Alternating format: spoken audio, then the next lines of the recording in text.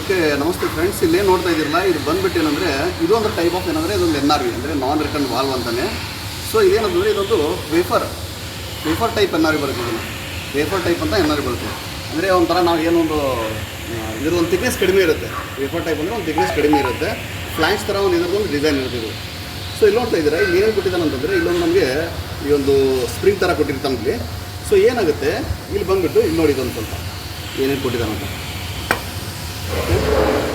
So ಇದು ಬಂದುಬಿಟ್ಟು ಏನಂದರೆ ಈ ಥರ ಇರುತ್ತೆ. ಇದು ಏನಿದೆಯಲ್ಲ ಇದು ಬಂದುಬಿಟ್ಟು ನಮ್ಮದು ಇನ್ಲೆಟ್ ಸೈಡ್. ಇದು ಬಂದುಬಿಟ್ಟು ನಮಗೆ ವಾಟರ್ ಇನ್ ಆಗುತ್ತೆ. ಈ ಕಡೆ ಏನಾಗುತ್ತೆ ಅಂದರೆ ವಾಟರ್ ಔಟ್ ಆಗುತ್ತೆ ನಮಗೆ. ಈ ಥರ ಇದೇನಿದೆಯಲ್ಲ ಇದು ಬಂದುಬಿಟ್ಟು ವಾಟರ್ ಔಟ್ ಆಗುತ್ತೆ. ಸೊ ಇಲ್ಲಿ ಏನಾಗ್ಬಿಡುತ್ತೆ ನಮಗೆ ವಾಟರ್ ಇನ್ ಆದಾಗ ಇಲ್ಲಿ ನೋಡಿ ಈ ಥರ ಪುಷ್ ಆಗುತ್ತೆ. ಸ್ವಲ್ಪ ಕಡಿಮೆ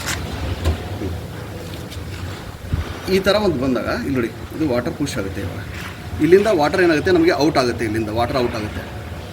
ಮತ್ತು ಇದು ಏನಾದರೂ ನಮಗೆ ಬ್ಯಾಕ್ ಫ್ಲೋ ಬಂದಾಗ ಅಕಸ್ಮಾತ್ ಪಂಪ್ ಏನಾದರೂ ನಮಗೆ ಬಂದಾದಾಗ ಏನೋ ಮಾಡುತ್ತೆ ಇಲ್ಲಿ ಇದು ಬಂದುಬಿಟ್ಟು ಈ ಥರ ಇದು ಬ್ಯಾಕ್ ಬಂದು ಕೂತ್ಕೊಂಡ್ಬಿಡುತ್ತೆ. ಸೊ ಇದು ಬಂದುಬಿಟ್ಟೆ ಅಂದರೆ ರಿಟರ್ನ್ ಫ್ಲೋ ನಮಗೆ ಇಲ್ಲಿ ವಾಪಸ್ ಬಿಡೋದಿಲ್ಲ ಇದು.